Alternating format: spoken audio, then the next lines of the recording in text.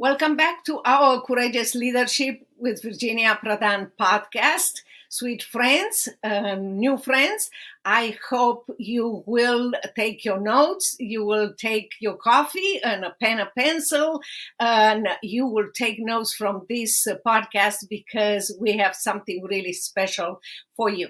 I'm Virginia Prodan, the host of Courageous Leadership with Virginia Prodan Podcast. I am the author of memoir, Saving My Assassin. You can buy it on virginiaprodanbooks.com. And this podcast started with your idea. Many of you read the book and said, I need you to train us and to teach us how to live a life of significance and success. And from there, we developed two invited courageous leaders like our courageous guest today that will teach us and train us and share with us how they started the journey and how they became courageous leaders, leading others to live a life of significance and success. And our guest today is Dr. Jerry Newcombe. He is returning to our podcast, and he serves as a executive director of Providence Forum, which is now a division of the James Kennedy Ministry. He is produced and created a series of 7 hours long documentary for Providence Forum on America's Judeo-Christian roots. He wrote books. He is a guest on many radio and television programs. His latest book about the blessing of liberty is so important for us right now today. He is also an associate minister at the New Presbyterian Church in Florida, and he resides in South Florida. He has 2 children and 3 grandchildren. And it looks like, Jay, welcome to our podcast. It looks like you're not affected by the bad weather that is in Florida right now. No, thank the Lord, and we are praying for those people as well in the other parts. So, yes, very interesting, and we're excited to be on your program. Thank you for this opportunity. We love you share with our audience, viewers, and audience lots of things about your book. Today, you want to share and encourage our audience because we live in a society that is changing more and more, and it becomes darker and darker and more hostile to Christianity. And also, we have a generation that is taught and brainwashed that America is bad, that America stands for something horrible. I have to tell you, I have been in America for 35 years. I'm grateful that I was rescued from socialists and communists, and America is the greatest country in the world. But not many young people know what America stands for. So I will let you start and tell us how this love for America and love for training others, especially young people and all generations, that they believe that America is not the best country in the world. Yeah, it is an amazing set of ironies, isn't it? That people to this very day, Virginia, will risk their lives in order to come here to America. And then meanwhile, you have all these young Americans who are smug and they're basically resentful about America, partly because they've just been fed a lot of, a very distorted picture as far as American history. And there's a lot of ignorance about this, but it's really kind of an amazing thing. It's almost like you wish some of these liberals that hate America so much, you wish they'd almost go to the border, the southern border, and all these people are risking their lives to come in. They should just stand there and say, hey, stop, turn around. America stinks. We could solve the open borders problem, by all these liberals, but doing that. I'm joking, of course. But I I know remember. you are, I know, Jay, you are kind, but let me tell you, I will go the extra step. I will say, if you believe that America is bad, just go back to where you came. If you are an immigrant and you have been here for a while, or go to Cuba, go to Brazil, go to go to China, and stay there not as an American, but as a person from that country, and see what communist or socialist stands for. And you will run back if you have the opportunity to run back to America. That's so true. I mean, you think about even the example of professional athletes of America who have been vocal against the national anthem because they're basically vocal against what America stands for and so forth. And so anyway, I think of that example where that one I'm sorry, that one uh, female basketball player from America was captured in Russia and held for several months, I guess, or at least several weeks in Russia. She used to protest the national anthem. I'm curious now what her view is about being in America now that she actually is in America, in a country where theoretically we have due process and so forth. It's a big difference between how America treats people versus how the rest of the world. And not that we're perfect by any means, but because of the Judeo-Christian roots of America, there is a great deal of liberty that has been established here. You can feel it. You can feel it in the air. Uh, you're from Romania. You've told your story many times, and it's a fascinating story. One of your fellow Romanians who was a Christian there in Romania, when he was 12 years old, his father, who was a pastor, and the whole family got to come over to America to stay and be free after having lived under the tyranny in communist Romania. And I'm talking about a man named Harry Mahet. He now works for Liberty Council, one of these Christian legal groups fighting for Christian Yes. liberties in America. And Harry told me one time that when he first came to America, that was in Jacksonville, Florida, at the tarmac right there at the airport, he got down on his knees and he kissed the ground. And he goes, "Wow, we're finally here in America, the promised land." Now we fast forward to today, and thank God he, like you, are working for liberties in this land of freedom, which should be totally free from these kinds of tyrannies. But because of the ignorance about America's true roots and American, what America stands for, and basic civics about America, we have a lot of freedom that's been eroded in the last several years. But my big message is we need to get back to the founding principles that made America great. And you see, when you look at the true history, God and the Christian faith played a critical role. I believe you are so right in everything that you said, but as a parent and as a person who came to America and learned so much about freedom here and enjoy the freedom, I will say one of the reasons we are in this situation where young people are turning their back to what America stands for is because we as parents, we forgot to be involved in school activity and see what our students are learning and teaching.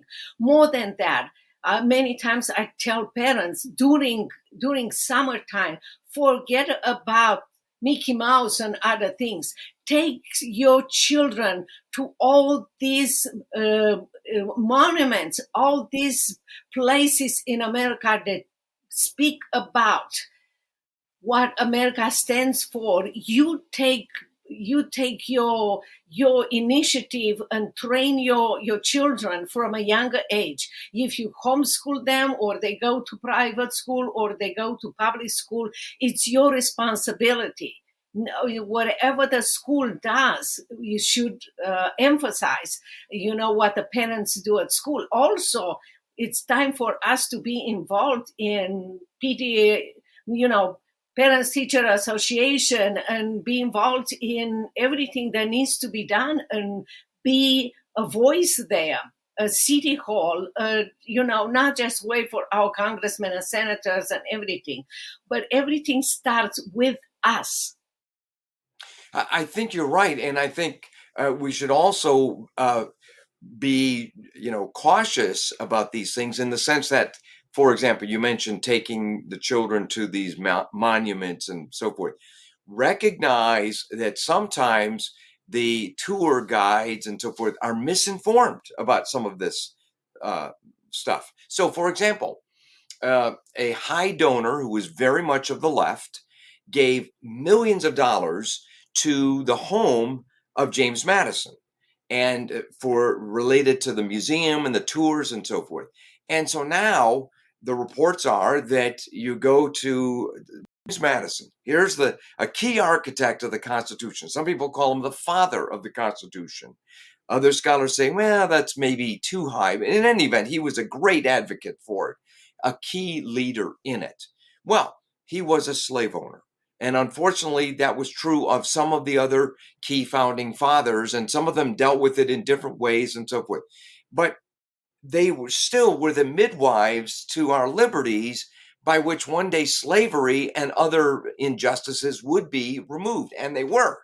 And so anyway, you go to James Madison's home today, and unfortunately, because of this high donor's gift from the left, people are basically, given a politically correct version of James Madison, but not an historically accurate version of James Madison, not recognizing the positive role that he played in helping to uproot injustices like slavery and helping to unleash the forces of freedom that so many of the founding fathers did in our nation. So my point there is that you have to supplement the education that children are going to get, even in tours and things like that at the monuments. But you're absolutely right. Going to the places themselves, is very important to see for yourself. But let me just say a few more things about Madison.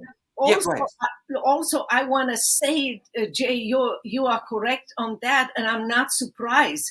I am not surprised. So, making sure that your children and the right history.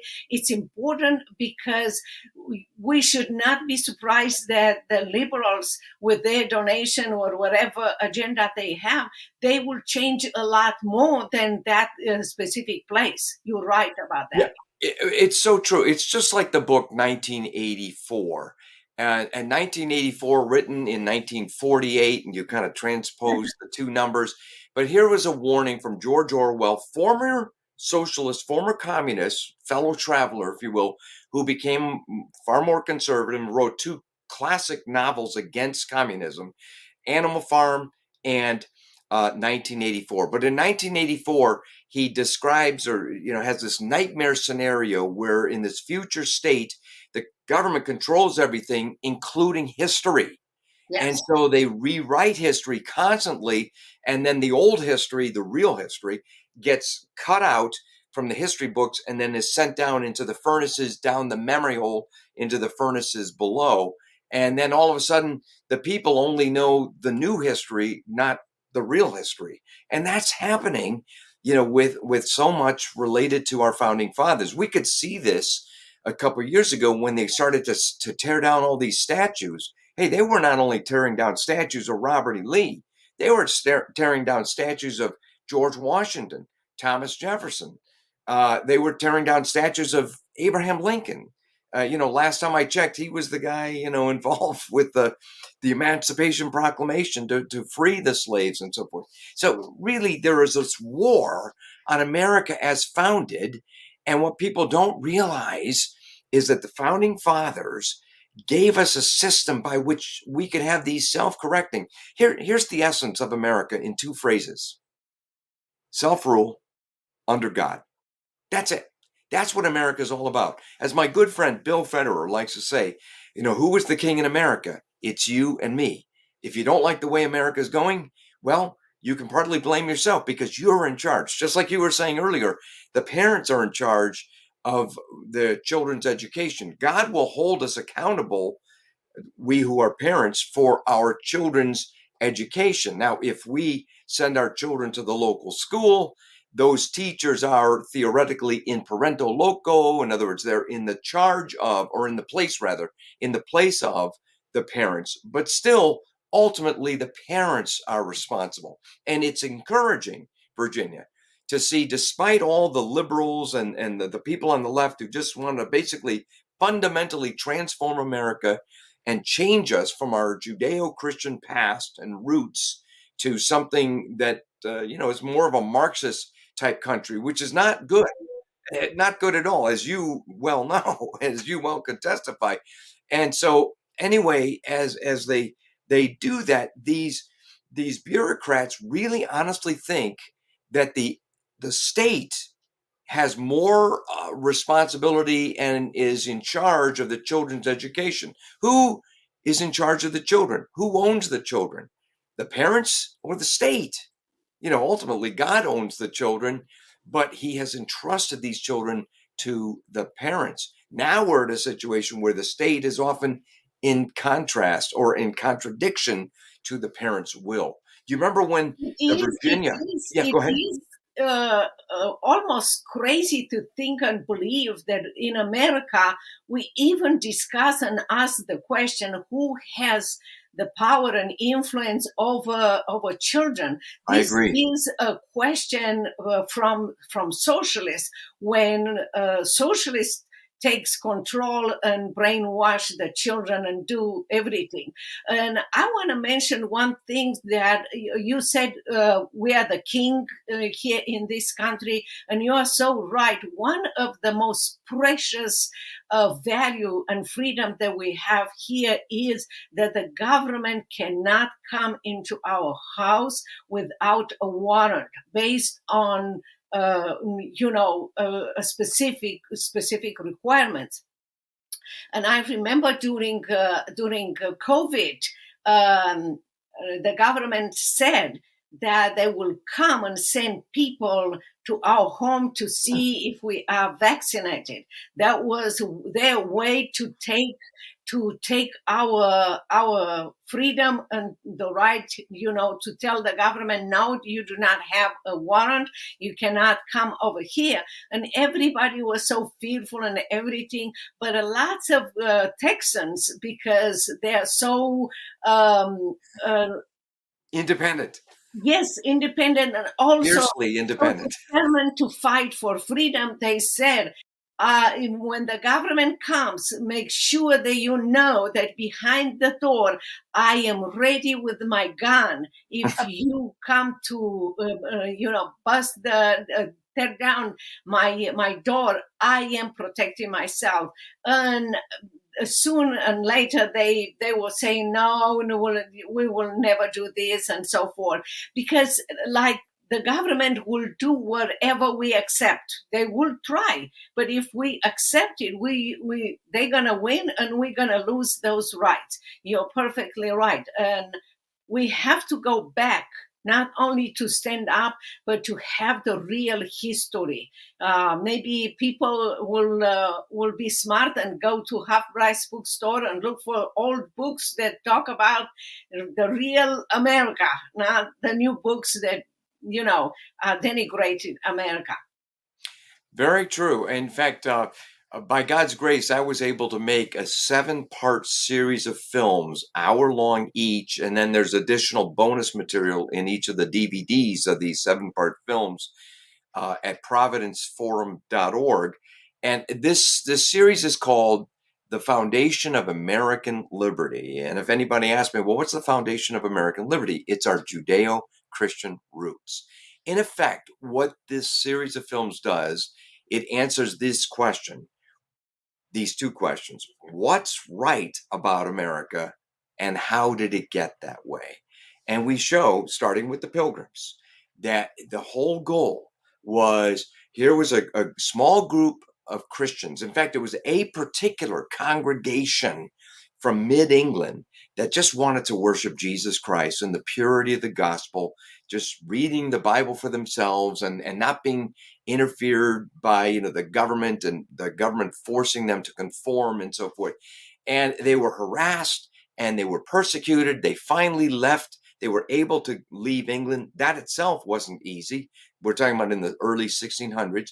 And they made it over to Holland, and they stayed in Holland for about 11 to 12 years. But then there were some danger signals coming, uh, to warning, against their freedom.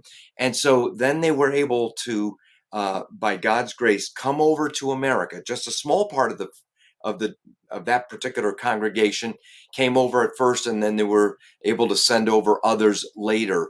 And they founded, for all practical purposes, as Dennis Prager puts it, and he's one of the guests in our video, they founded, for all intents and purposes, the United States of America. They cast a very long shadow, and yet this was one particular denomination.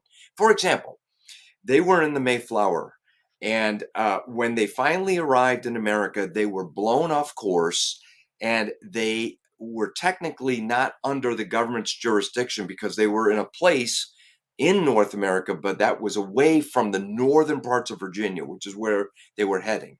And so they had some people on board who were sympathetic to their church colony, but they weren't members of their particular congregation.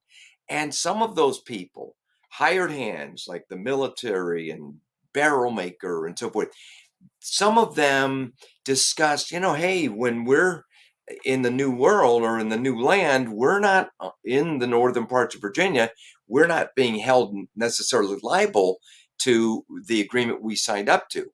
So the Pilgrims made world history in the Mayflower cabin. Before they even set one foot on American soil, they wrote up the Mayflower Compact, November 11th, 1620. This was the first agreement for self-government under God written on American soil. And the whole point of it was to basically have a kind of like a living, a working constitution, something that they would all agree on, a written agreement. Again, self-rule under God. It was the first step toward what ultimately led 150 years later to the Declaration of Independence and the U.S. Constitution. Self-rule under God.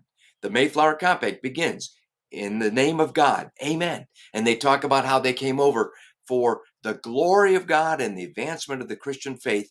And they said that we covenant and combine ourselves into a civil body politic. And so they made everybody agree to sign this. In those days, it was the men. They had all the men sign this agreement for self-government under God. And that was the first among many different documents like that, written by Pilgrims and Puritans, mainly. Then later we'll be talking about just Puritans and Quakers and other Christian groups, nonconformists. And these agreements for self-government basically bound the colony together, but they were based on what? On the biblical concept of covenant. Now, you What, get to... what do you think? Yeah. I love this self-government idea. What do you think needs to happen in America to have this kind of idea and purpose for people? Well, it's funny. My wife is from another country, and we were married in her home church in Norway in 1980. She decided to become an American citizen, and as she did all the different research in order to pass the test, the citizenship test, uh, she had already, by that time, she'd already helped me with some of my books and everything. And she just totally aced the test. She knew more information about America than the people, testing her. But it's interesting. Dr. Lilbeck, who founded Providence Forum and gave it to D. James Kennedy Ministries, and I'm privileged to be the director of it, he once told me, it would be great if even the basic citizenship test that foreigners coming to America to become American citizens have to know, if every American could know even just those basic facts.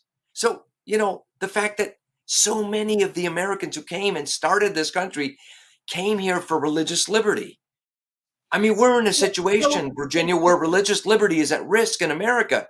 Are you kidding me? This country was founded by Christians for religious liberty, which we then generously gave to people of other persuasions. And now, we're finding ourselves in a situation where our religious liberty is at risk. That's crazy. But I think if a lot of people just knew some of the basic stuff about America's history, that's why I've tried to, in these Foundation so of American in another word, Liberty series, in inform other people about words, this. you are thinking the lack of knowledge is the problem.